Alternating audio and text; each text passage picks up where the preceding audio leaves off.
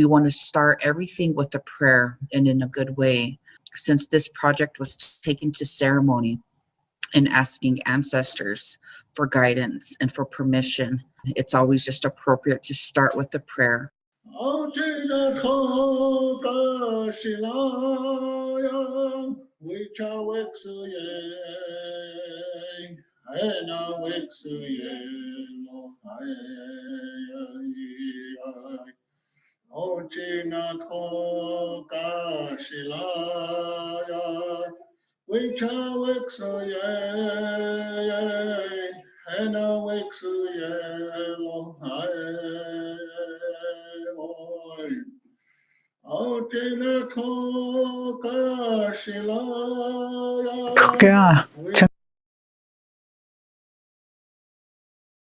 Those days that you don't want to do anything, where you're too tired, too sore, you just don't feel like it, those days, those are the days that count.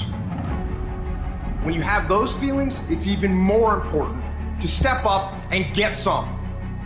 If you've got something to do, don't put it off till tomorrow. Don't do that. Don't voluntarily do anything tomorrow that you should be getting done today. Get it done today. Don't wait. Attack it, destroy it, and move on. Every single day when you wake up, you got two options. You can look at the clock and hit the snooze. You can look at that snooze button, boom. You can hit the snooze button and go back to bed and dream about what you want to have. Or you can look at that snooze button, kick that clock, and get up and go pursue your dreams. And the problem with some of y'all is you want somebody else to support your dream. It's yours. I don't owe you a dime. It's your dream. If you want it to happen, get your butt up and make it happen. If you want it to happen, rise and grind. If you want it to happen, you're going to have to do what I do, and that's get up at 3 o'clock in the morning. And you're going to have to act like you got all the energy in the world. Why? Because this is my time. This is my moment. Tomorrow, tomorrow, tomorrow. Ain't no such thing as tomorrow. We only got today. Greatness will cost you something. It's going to cost you some time. It's going to cost you some energy. It's going to cost you some sacrifice. It's going to cost you some resources. It's going to cost you some hours of your life laying down, paying the price, going the extra mile, doing what other people are not willing to do. Greatness is not cheap.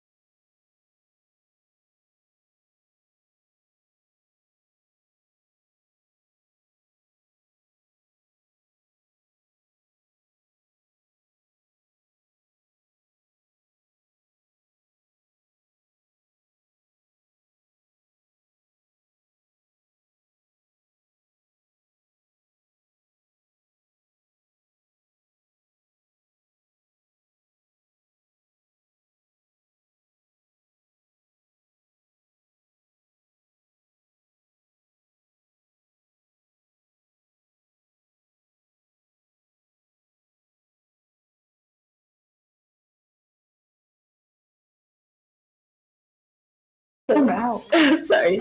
That is to honor the loved ones who have been impacted by mental health, our relatives who have passed by suicide, and our murdered, missing, indigenous people who were taken.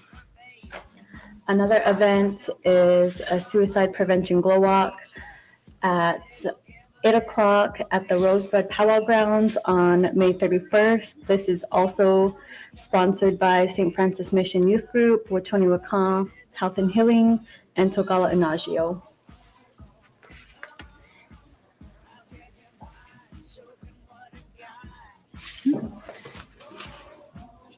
Oh, for our look up the phrase of the week, we are going to do take good care of yourself.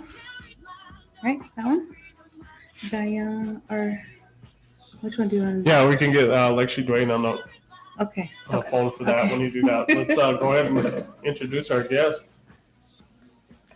Okay, so this week we do have a special guest, and we will let her introduce herself. Hi, everybody. My name is Cameron Antoine. Do I introduce my business? I'm sorry. Okay, I'm the owner of Cozy Cleaning. I currently go to school full time right now. That's really all. I live a very simple life. So I really just take care of my family, spend time with my family, tend to my business, go to school, and still work on my other aspirations that I'm trying to obtain. So that's what's going on here. Okay, and we invited Cameron in today to talk about her business and kind of her lifestyle here on the res. And again, her business is Cozy Cleaning. Do you want to talk a little bit about what exactly your business is? Yeah, so Cozy Cleaning is basically just, a lot of the times we get caught up and we can't tend to our homes, and it's nothing like, it might not even be something that occurs all the time, but we just get busy with school, work, and kids. So basically what Cozy Cleaning is the helping hand that you may need.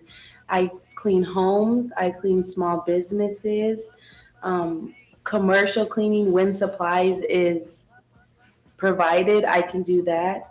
But that's basically what Cozy Cleaning is. We do deep cleaning, move out cleaning, standard cleaning. We do regular cleanings if somebody wants a cleaning every week, or if there's I'm so sorry, if there's like, my friend, It's okay. I'm nervous. Sorry, guys. Let's just be real. I'm nervous. This is the first time I've ever done something like this, so But for like establishments here, when we have something that really is a big issue here is in finding good employees. So a lot of the times, what I've been doing right now is not good employees, but Reliable. Yeah, reliable employees. Just finding people that are driven to work. So what I do is I go in and I basically contract with certain areas or certain places like tribal establishments specifically, and come in and do their cleaning for them. So that's basically what I do. I just clean homes. Nice. I have my friend here with me. She helps. We clean your home with love, or your establishment with love. So Awesome. So what made you want to start your business? And yeah. okay. I had a mentor that had their own business, and I came across them, and I seen how basically their schedule was very they were able to make their own schedule. The reason why I started my business is different from why my business is continuing now. But I started my business to basically be able to create my own schedule, because I did have to take care. At the time, I took a lot of care of my grandma, and I would have to go to school. So I didn't have a time to really, go to a 8 to 5. And I'm also somebody, I don't strive in that work environment. I don't strive in 8 to 5. Yeah. That's something that I found out about myself. So therefore I was like, okay, what could I do? What is there a lack of? And here there is a lack of cleaning, 'cause any services, basically, it's so good to start a job here like that on the reservation because there's a lack of services here. Mhm. So just wanting to make my own schedule is really what pursued me to start this cleaning business. Now, what pursued me to start entrepreneurship is whole differently. So what pursued me to, do I just keep talking? Yeah. Okay, so Yeah. what pursued me to start entrepreneurship was basically just seeing that there wasn't any job options around here that I liked. So Yeah. there wasn't anything that I was like, wow, I want to go and do this every single day, you know, or I want to devote my time into learning this craft to make it perfect almost. Mhm. So therefore I was like, well, if I can't find that, I'm going to create that. Awesome. So that's what drove me to start my entrepreneurship journey. And then, but that's also what I stated in the first part was what drove me to start my cleaning business. Yeah. That is amazing. Have you had any obstacles in creating your business or anything like that? I think there's actually there's so many obstacles. First, money, because it's so hard to save, especially when you come from a place where it's very poverty stricken and you're not used to financially being responsible. You have to save money to have a business. You have to save money for your LLC. You have to save money for your supplies if you need it, to, you know, invest in yourself. And I think that was one of the hardest things, was investing in myself, whether that be mentally, you know, physically or emotionally. It took a lot of like going without for me to have my business. So I wouldn't be able to, like, you know, go travel every weekend because I needed to save money to start to establish my LLC first. And so I think that was one of the things, was just the financial aspect of it, having to be responsible enough to be like, okay, this is what I want. And although I might miss out on this, I'm going to have this, you know, and this might bring better opportunities than this would have brought. Another aspect was believing that I'm built for this. Like, you really don't, I never grew up around anybody that truly was an entrepreneur. I don't know anybody that started their own business personally, you know? So I was like, wow, like, am I supposed to be here? And I still face this issue now. It's like, I'm just gonna be really raw. There's times where I don't feel worthy enough, you know, like I don't feel worthy enough to be able to create my own schedule or to be able to do as I please, you know, like I need somebody to constantly boss me around, which that's not, like, you're worthy enough to be your own boss, you know? Yeah. But just even thinking like, it's a lot of mental telling yourself, like, it's okay, like, you're okay, like, you can do this, you know, like, you're going to be able to create this beautiful thing from this idea that you had. And I just feel like the imposter syndrome is what they like to call it, you know, like, you don't think like, oh, I'm supposed to be here. But there's a lot of times where I also watch a lot of podcasts too, where a lot of people who have came from nothing, that's one of their biggest things, is they were like, I'd be in the moment, I'd be around all these people and I would be sitting right in front of my blessing, what I asked for, and I wouldn't think like, oh, like, I'm supposed to be here, you know? So that's something too, is like, sometimes I'm going to business meetings with people and I'm like, oh my God, like, I'm here with all of you guys, you know, and you carry all of this knowledge with you, and I'm only 20, I was trying to say I'm 20. No, I'm only 22 years old, you know, and I get to sit at tables and have meetings with these people that are very well respected. And to me, it doesn't feel like I'm supposed to be there, you know, but I am, like, because it was written in the stars for me. And if I wasn't supposed to be there, then I wouldn't have been there. Yeah. So just realizing that, like, wow, like, this is for me, you know, and even something as simple as a cleaning business, you know, like, people don't understand, it's the mental aspect of it. Like, it might be something so small as a cleaning business, but to go and put yourself in these positions around, really, everybody's a value, you know, I'm not, but there's certain people that, like, have really worked towards to create a higher value for themselves, you know? So to sit at a table with these people that I've, like, and just a year ago, my life was so different. So just to sit at these tables with these people and have conversations with them and have business meetings with them is such a eye-opening thing. Another thing that I feel like was very hard for me was the support system. Like Yeah. I didn't really have, people don't see something, they don't believe it till they see it, you know? So you Yeah. could have any kind of dream you want, but they're not gonna truly like go for it until they see it right in front of them, which is, it's, you know, it makes sense. You know, I feel the same way. But I think just having a good support system too, you know, because there's a lot of times where I like, sorry, I got a little bit. There's been plenty of times where like I needed guidance in my area and I didn't really have that, you know? Yeah. So, and it's not like anything like personal with other people. It also comes from me being too scared to ask for help. So just little things like that have been like little roadblocks for me, and just realizing that I don't know everything. I really don't know everything for real. Like there's a lot for me to learn still. And growing up, like I used to be a very like, oh, I know it all, you know, like, but I don't. Like there's so much for me still left to learn.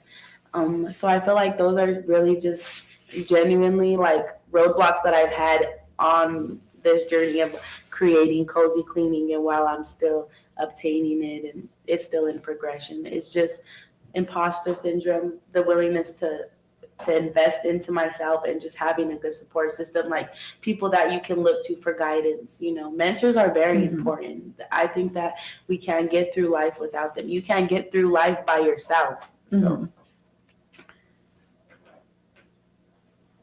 I think what you are doing is so amazing to see, especially here on the res. Because you don't see a lot of that. I think I agree with you. You don't see a lot of it. And actually, I was talking to my friend about this. This is basically what I said, was our backtrack to why it's such a struggle. When we don't see people do certain things, we don't think we're also capable of doing those things, you know? But when you see somebody else do something, you're like, wow, I could do that. Like maybe I could do that, you know? Being an Indigenous entrepreneur is very, very rare. So like growing up, if you don't see nobody do it, you ain't gonna do it. Like do you really know any like Indigenous, you know, what would I say?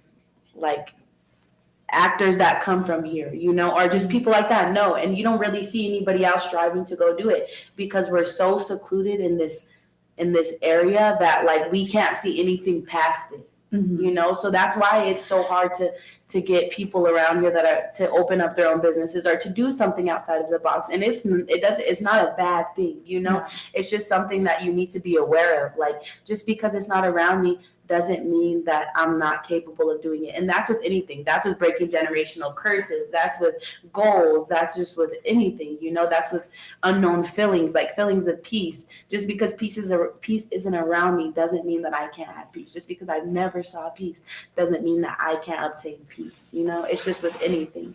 And I think that that's why it's so important to me. And like, even if it is just right now opening up a cleaning business, just to show my cousins, like, you can do this, you know, like you don't have to go work a job that you don't truly see purpose in going and doing every day. And like, don't get me wrong, I don't want to be a cleaner my whole life. Like you know, like I'm not waking up excited every day, like, oh, I can't wait to go clean a toilet. Like, you know, no, it's the fact that like I know that this is just the beginning of what I'm doing, you know, and that's what I wake up and that's what I'd be excited for. It's like, wow, like this is just the beginning of my entrepreneurship journey, you know? Yeah. So I got off. But yeah, no. So like I just feel like just finding something that feels purposeful to you, you know, because you're not always going to enjoy doing something, but when you find purpose in it, it makes it easier to do it. I think. What do you have next in line? Like, what is your next goal? Okay. Well, right now, the money that I'm making from my cleaning business, I'm saving it to open a new business. It's a secret, so I can't. But when it happens, you guys will see. And so that's just really what I'm doing.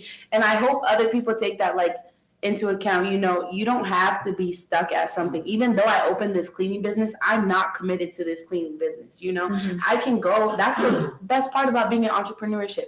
You can go and do something else, you know. You're not stuck to one thing your whole entire life. And even if you work 8 to 5, you're not stuck to that either, you know. You could go and venture out. But the next business I do have in mind has nothing to do with cleaning. It's cleaning something, but it's like it's not cleaning, and I'm no longer going to be in the cleaning business. But this has been a very humbling experience for me, and a very knowledgeable one at that, you know, because I really got to go and put in work for something that I desire. So it's going to be a whole different plane for me to enter into, and I'm really excited, and I really hope that, you know, me doing what I'm doing, even though I'm this young, I really hope that somebody else sees it and they're like, wow, I could do that too, you know, because it's not easy, but it's not super crazy hard either. Like, I'm still here. You know, you might want to cry sometimes because you're so confused, but like, it's okay. But right now, that's really all I got going on. I'm still going to keep doing my cleaning business, but I'm also going to have this on the side, you know, just till I figure out what it is that I really want to do to, like, for a long, long time, you know, like that's something I have commitment issues. Let's just be real. Like,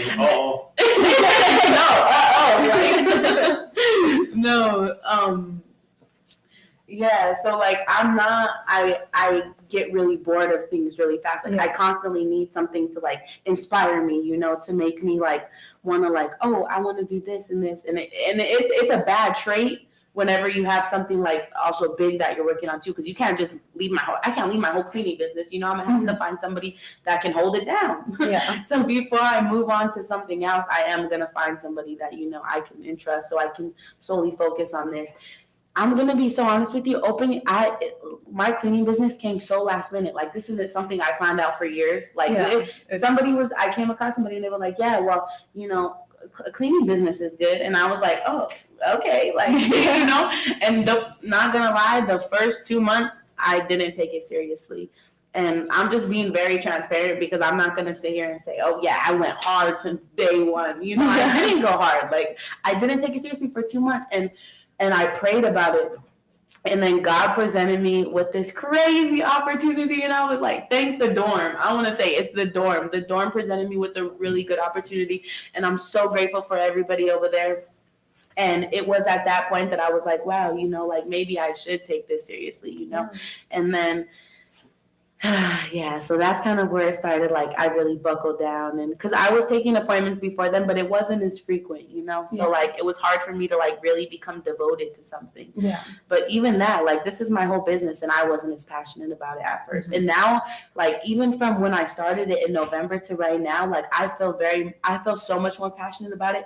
Not even just the cleaning, but because it is a representation of me, you know, and everything that I stand for. Like, so when I'm going to these establishments and I'm cleaning for them, I'm doing the best job that I can do because thank you for giving me this opportunity. You know, I didn't go and like, it's not like a normal job where like I can kind of like mess up and it'll just always be a slap on the head, you know, like, and like, I've had other jobs where I didn't take it as seriously. Like, this is different. Like, if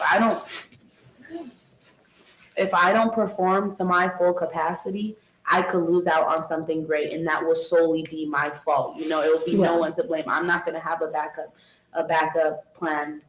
So I just really go hard in what I do right now, you know. And I think that I'm very grateful that I was put in humbling experiences to make me so I wasn't an airhead, because at first I was like, oh, I don't really care that much, you know. But like, now I really care. So I'm really cleaning, you know, I'm really doing it. And like, I hope nobody thinks that, like, you know, when I'm coming in your home, I don't care. Like, I do care, but I'm also being very transparent because I feel like there's just a facade of like a bit. Whenever you start your business, you're so passionate about it, you know, and you're like, oh my God, I love doing this, and I'm gonna, like, you know, I'm gonna wake up excited every day. Like, no, that's not entrepreneurship. Like, that's not what it is. Like, you'll be in your business, maybe even like 5, 6, 7 months in, and you'll be like, damn, I don't want to do this anymore. But it's not, but you probably, excuse my language. But it's but go one more day. It's like, it's just hard because it's you doing it all by yourself, Yeah.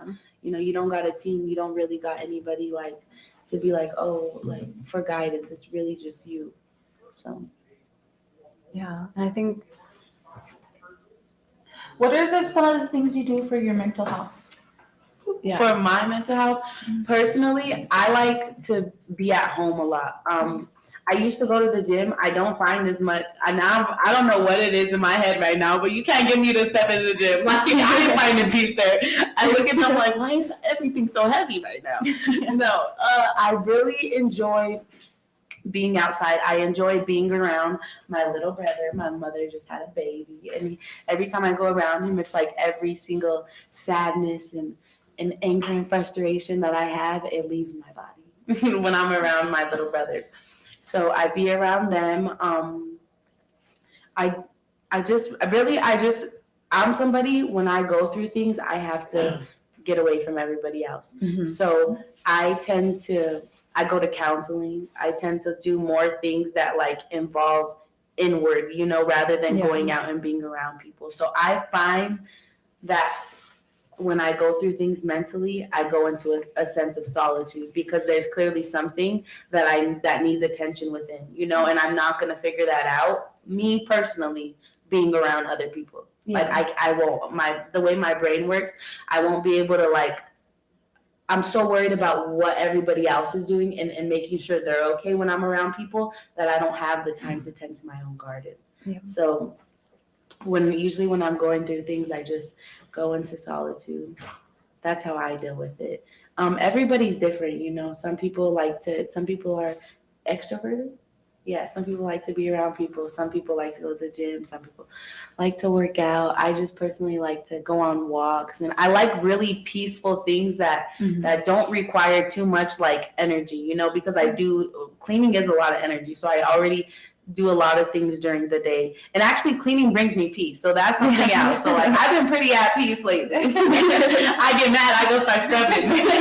And I got to do it every day. So, there ain't really no room for anger and frustration, but it's still very much there, though they're just feelings that you get rid of. Mhm. Do you have any questions? I was gonna ask you how old you were, but you said you're 22, Yes, sir. and you sound like you're much older. Do you have any mentors? I'm so nervous. That's crazy. I don't have anybody that I've been like, you're my contacted them personally and been like, you're my mentor. I actually have somebody in mind.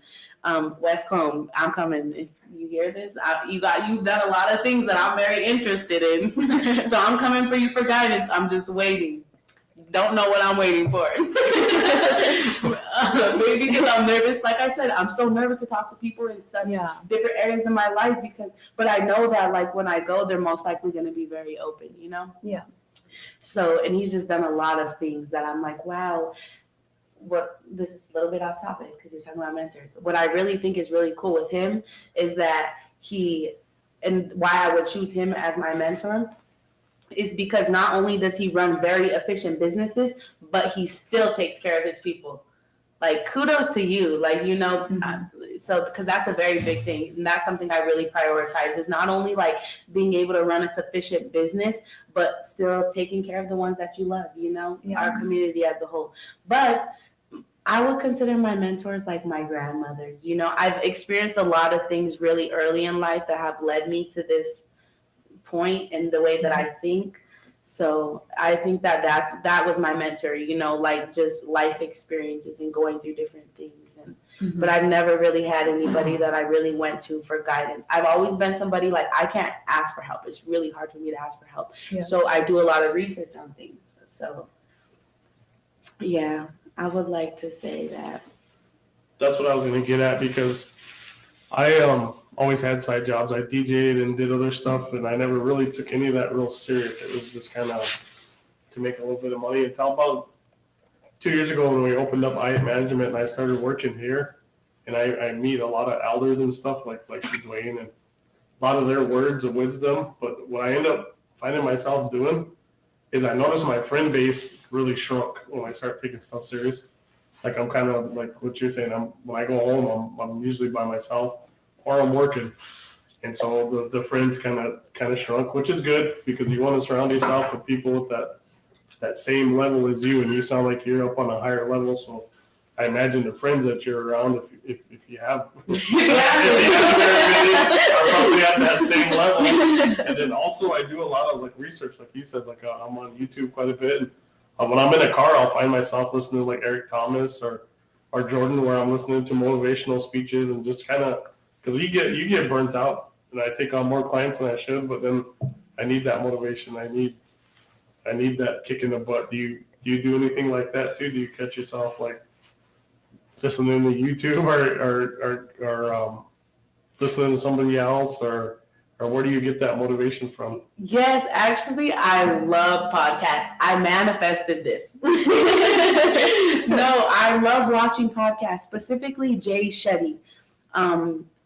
That's really who I watch. He's really good. I would consider he talks about so many different things, and there have been so many things that he said that have actually helped me transform my life, and I could genuinely sit and listen to him for 2 hours talk, and they just sit and they have conversation. So that's where I also get a lot of like my good encouraging words from is podcasts. So I really enjoy listening to podcasts. I don't really listen to motivational things. I used to, like, I listen to a lot of affirmations. So like things that are saying like, I am worthy, or, I am surrounded by abundance. I do little things like that. I talk to my grandma when I'm feeling a little low. She be helping me, my mom. So those are things that I do to like get that little kick in the butt. Or I'd be like, girl, you wanna be bougie, ain't nobody gonna take care of you. Like you better get it together. No.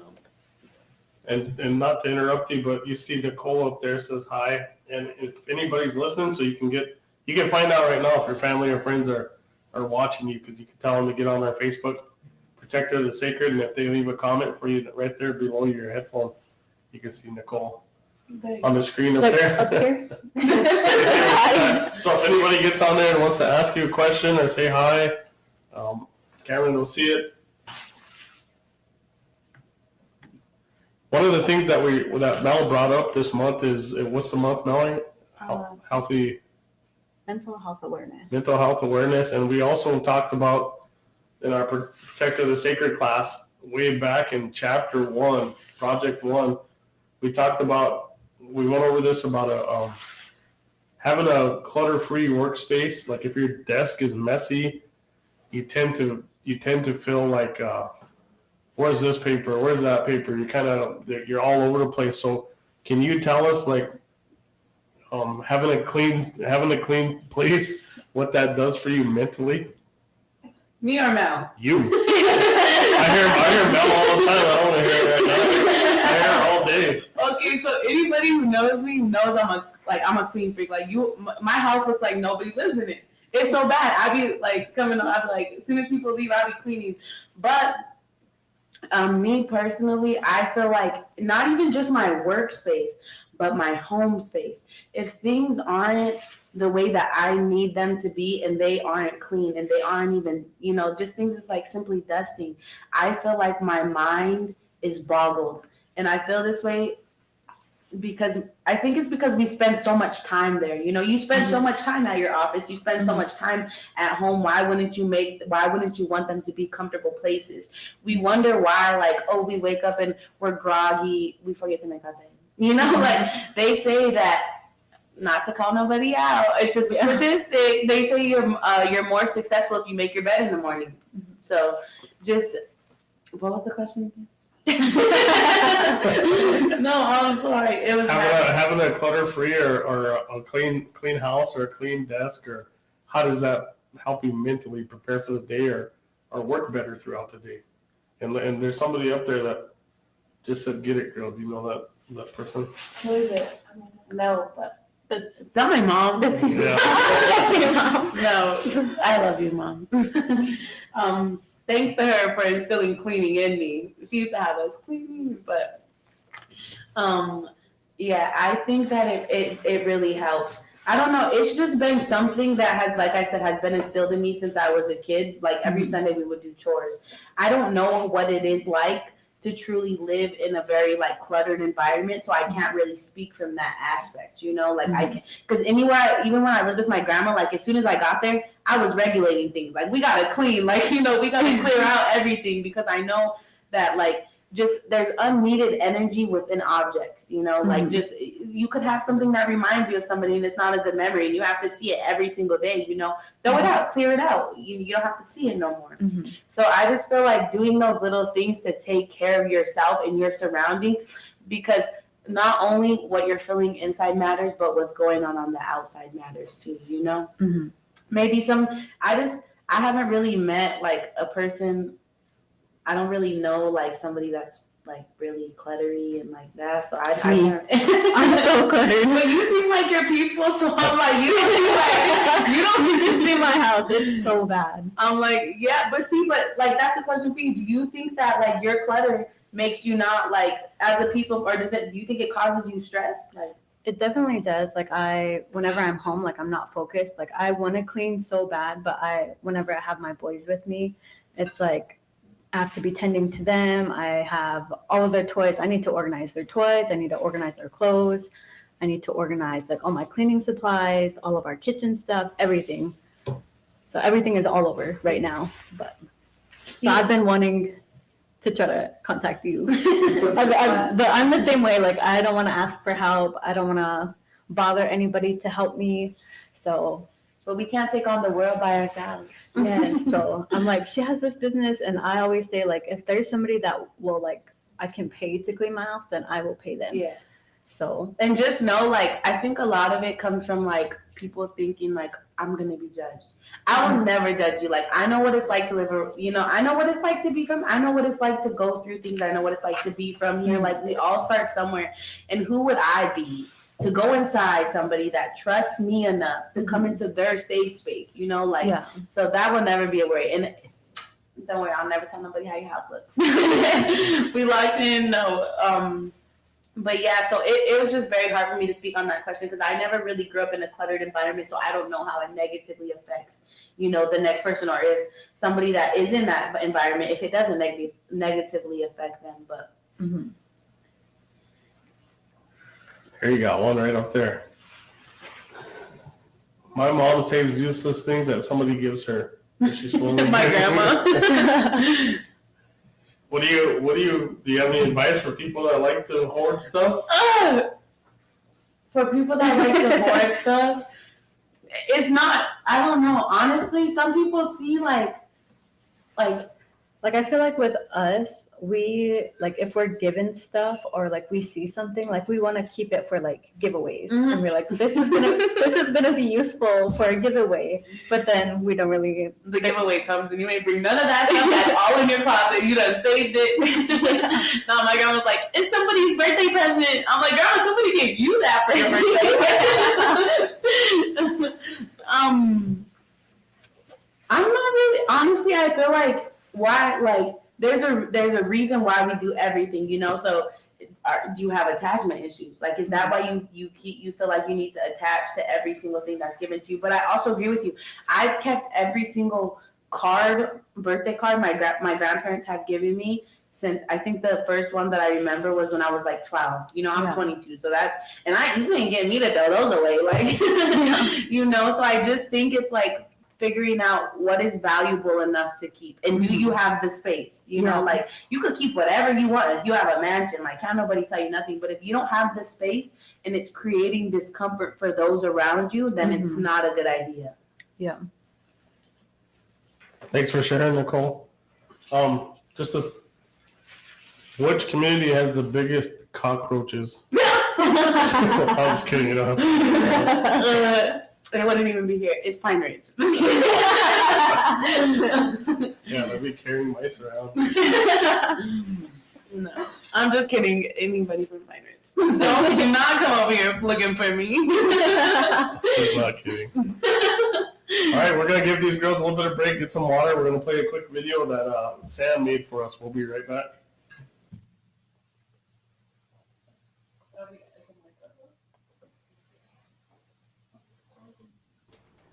Baby moccasins. And You start out tracing the pattern on the leather. This is the left side, and this can be flipped for the right side. After you cut it out, this is how it's going to look. And when I trace it, I just do the center marking and the two markings on the side, the top and the bottom. And I start beading here from the center. And I had that paper. Once you get your pattern down and you decide whether you're going to use 7 beads or 5 beads, start in the center and follow your pattern down the side. You're going to want to count your beads and bring it over. And when you gonna attach it here on the end, you don't go all the way through the leather. Once you get the top all beaded, you can cut along this line here, up the center, and that's gonna be the back of the moccasin right here. And then once this is beaded, you're gonna take the bottom and put it on like this. And this is the part that goes between the bottom of the moccasin and the top. You're gonna sew it together inside out. So this middle part will meet up right up here at the top. And this is where you start sewing.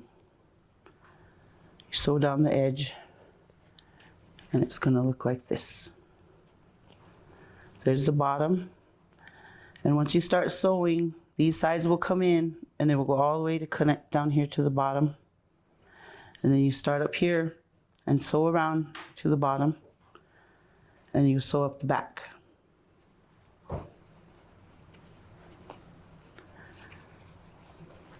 After you get that sewn together, then you can flip it to the outside. And this is how it's gonna look. And this is the tongue here. I took the beads and I just sewed the edging around with all the beads that I used down here. And then you take this, flip it inside here, sew it on here with the sinew.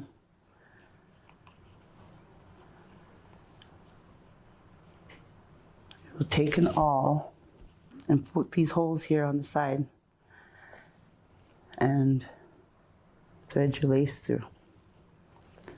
And how I get the laces is that once you cut out your patterns and you're gonna have some pieces of leather left, even little small ones, you can do this, but you take a piece and kind of round it out.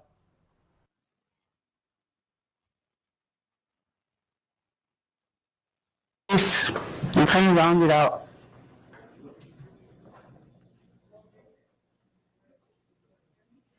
And And kind of round it out. thank you, Sam, for that.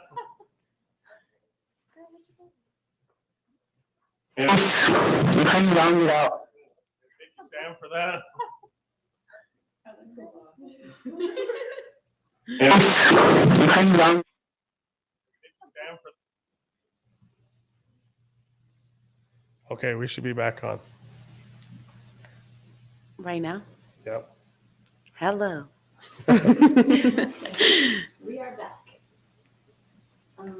So Right now? our Lakota phrase of the week is it's Tabo watching Awaniki Kafe, which is take good care of yourself. Whatever that means to you. Physically, mentally, spiritually, emotionally, all of that.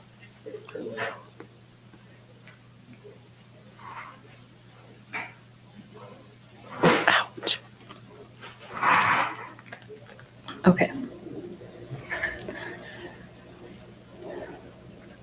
Do you have any words of encouragement for anyone? Because I know there are a few other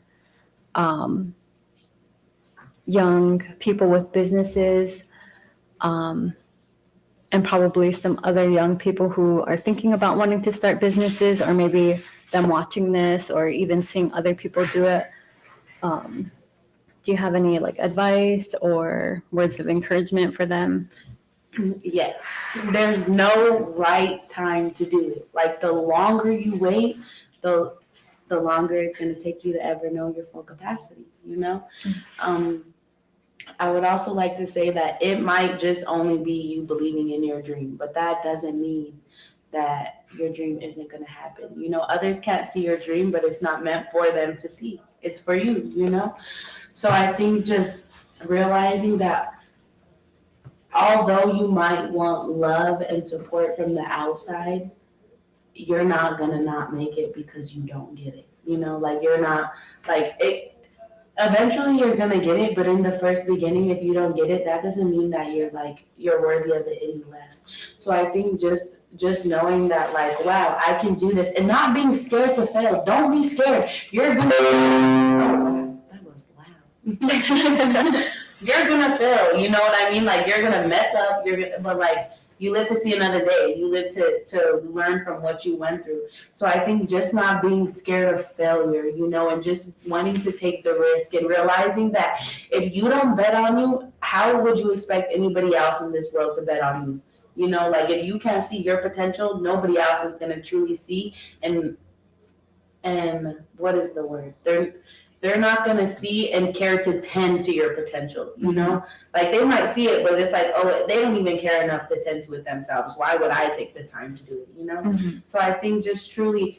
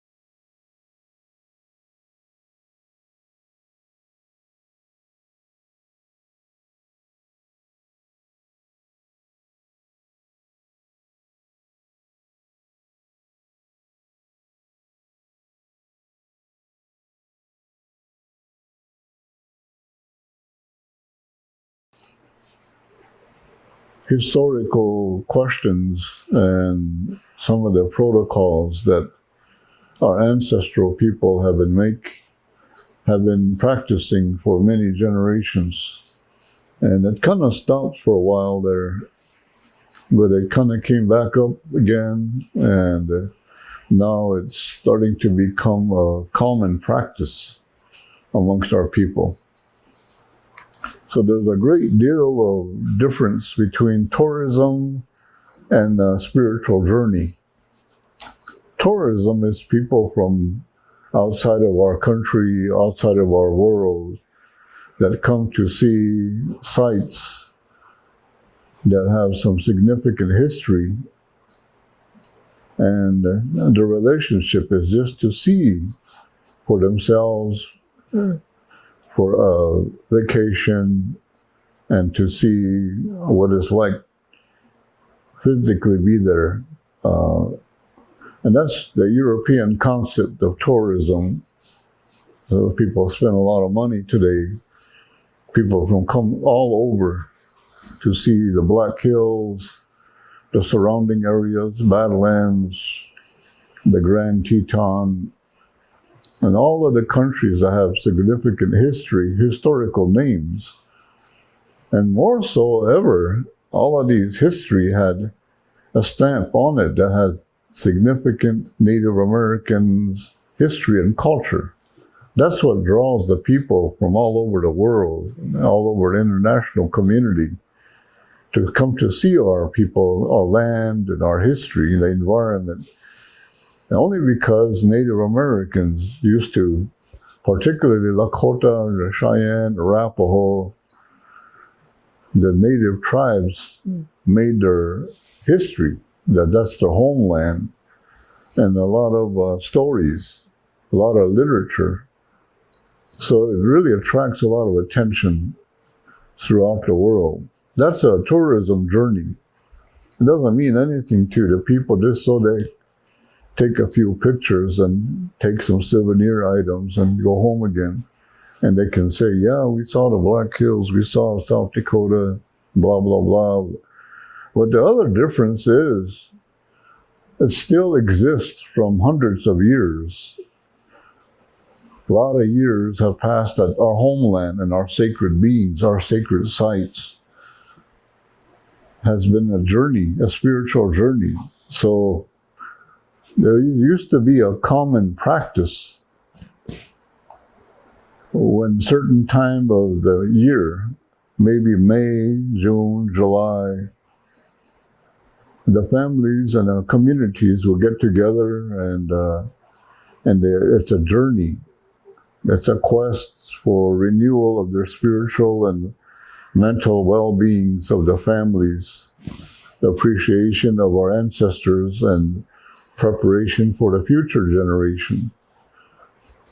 So they first prepare by taking a sweat lodge and the family. And then they get ready to go visit the historical sites, sacred beings. There's some sacred history of our ancestral world.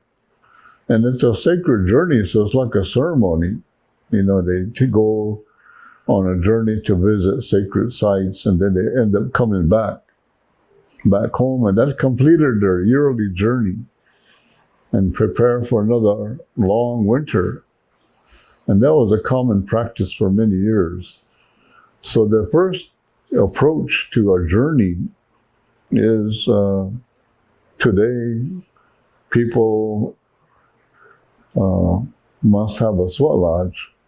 At least one or two members of the family can sweat, because nowadays not everyone practices our culture. They practice the foreign culture.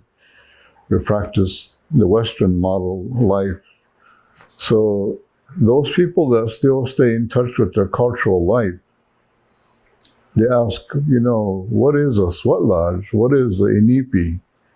Inipi is a ritual. It's a ceremony that one of the first rituals, one of the first ceremonies that were given to us from all of the other rituals and all of our other ceremonial practices. The very first one that was given to the people was the Inipi, the sweat lodge. It's very old and it's very historical. We remember when it was first coming to our lives, the history that been passed down from generations. It was came to our world right around the 1400s, 1450s, long time ago. But all of people were east side of the world, and before anything else was given to us, that was the first thing that they remembered. It was a symbol of the importance of a nation that is the center of all of our spiritual practices. It represents the mother, grandmother, great-grandmother. It also represents the grandchildren, future grandchildren, the female nation. So all of our cultural life is based around the importance of our womanhood. And the Sweat Lodge just reminds us of that ceremony.